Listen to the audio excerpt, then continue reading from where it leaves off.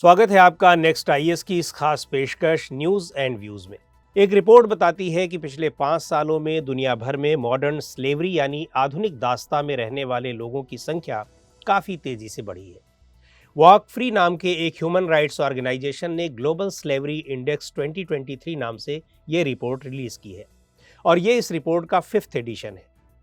News and views के आज के इस एपिसोड में इसी मॉडर्न स्लेवरी की चर्चा करेंगे और ये भी जानेंगे कि किन कंट्रीज में ये प्रॉब्लम सबसे ज़्यादा है और क्यों। ग्लोबल स्लेवरी इंडेक्स का ये सर्वे पूरी दुनिया में मॉडर्न स्लेवरी यानी आधुनिक दास्ता की तस्वीर पेश करता है।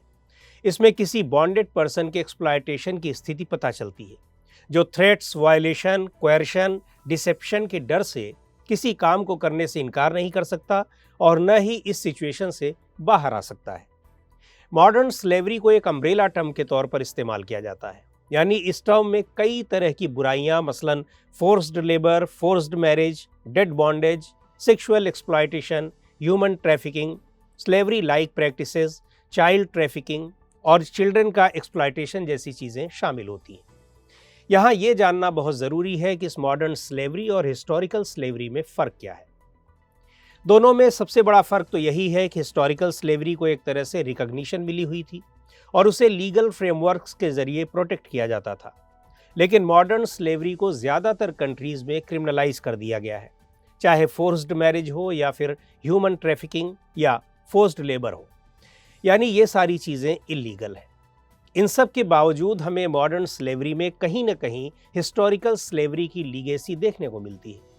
इसके पीछे जो सबसे बड़े रीजन्स हैं उनमें से एक है पावर इम्बैलेंस, जिसकी वजह से समाज की कुछ कम्युनिटीज़ मार्जिनलाइज्ड रहती हैं और फिर डिस्क्रिमिनेशन के चलते उन्हें मॉडर्न स्लेवरी के लिए इजी टारगेट वो बन जाते हैं।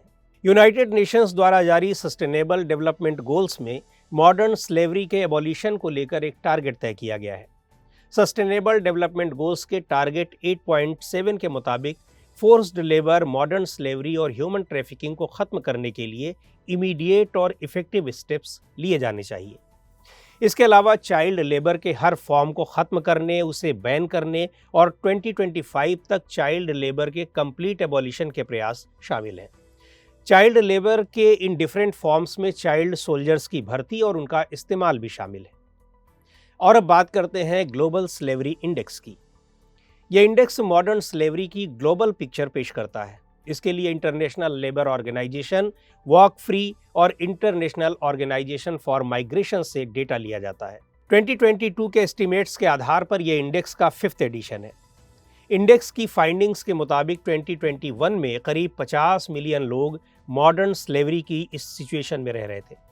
इनमें से 28 मिलियन फोर्स्ड लेबर और 22 मिलियन फोर्स्ड मैरिजेस के विक्टिम थे, जबकि 12 मिलियन बच्चे थे। समय के साथ ये स्थिति और वर्स होती जा रही है। मसलन 2017 की तुलना में 2021 में मॉडर्न स्लेवरी में 10 मिलियन लोग ज़्यादा फंस चुके थे।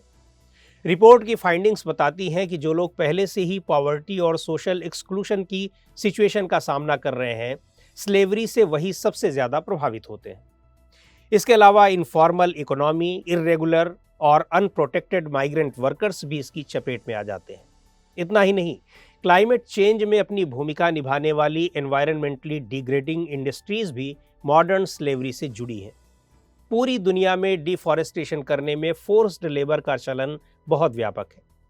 अब अगर हम इसके दूसरे पहलू क्लीन एनर्जी को देखें तो वहाँ भी माइनिंग, प्रोसेसिंग और मैन्युफैक्चरिंग के लिए ज़्यादातर फोर्स्ड लेबर को ही लगाया जाता है। इनफैक्ट समय के साथ मॉडर्न स्लेवरी घटनी चाहिए थी, लेकिन हो इसके उल्टे रहा है। इसका कारण पेंडेमिक्स, आर्म्ड कॉन्फ्लिक्ट्स और क्लाइमेट क्राइसिस है, जिसने एम्प्लॉयमेंट और एजुकेशन सिस्टम को बुरी तरह अफेक्ट किया है।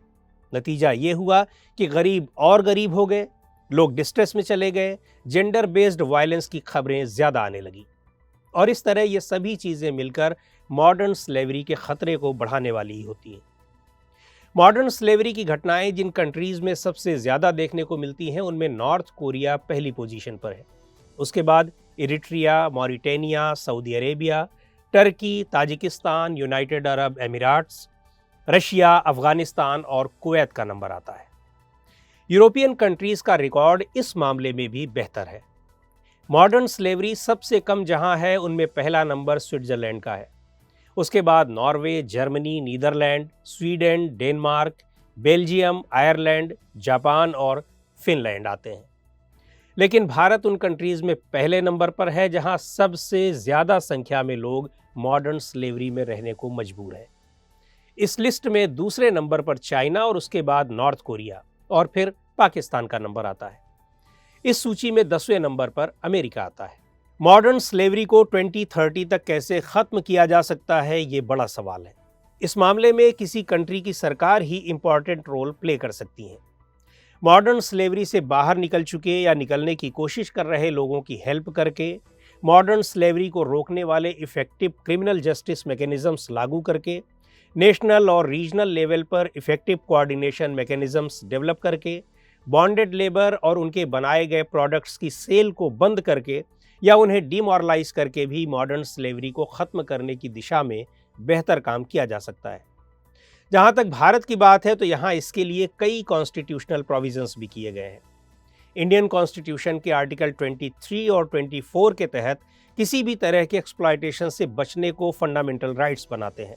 आर्टिकल 23(1) के तहत ह्यूमन ट्रैफिकिंग और बॉन्डेड लेबर को प्रोहिबिट किया गया है, यानी इसका वायलेशन पनिशेबल ऑफेंस होगा। आर्टिकल 24 के तहत चाइल्ड लेबर को प्रोहिबिट किया गया है। 14 ईयर्स से कम एज के किसी बच्चे को किसी फैक्ट्री में काम पर नहीं रखा जा सकता। बॉन्डेड लेबर को ख़त्म करने के लिए सेंट्रल गवर्नमेंट ने भी कई स्टेप्स उठाए हैं। Bonded labour system abolition act 1976 executive magistrates को पावर देता है कि वो ऐसे किसी ऑफेंस के फर्स्ट और सेकंड क्लास के ट्रायल के लिए जुडिशियल मजिस्ट्रेट की पावर का इस्तेमाल कर सकते हैं। डिस्ट्रिक्ट और सब डिविजनल लेवल्स पर विजिलेंस कमिटीज को बॉन्डेड लेबर्स को आइडेंटिफाई करने और उनके रिहेबिलिटेशन की व्यवस्था भी इसी एक्ट में आती है। इसके अलावा बॉन्डेड लेबर्स के रिहेबिलिटेशन के लिए सेंट्रल सेक्टर स्कीम को इम्प्लीमेंट करना, जिसके तहत भारत सरकार रिहेबिलिटेशन के हर मामले में 30,000 रुपीज़ की फाइनेंशियल एड देती है। रिहेबिलिटेशन के लिए और भी कई स्कीम्स चल रही हैं। तो आज के इस एपिसोड में इतना ही। अगले एपिसोड में फिर मिलेंगे एक नए टॉपिक के साथ। आपको ये प्रोग्राम कैसा लगा कमेंट करके हमें ज़रूर बताएं। आप अपने सुझाव भी हमें भेज सकते हैं।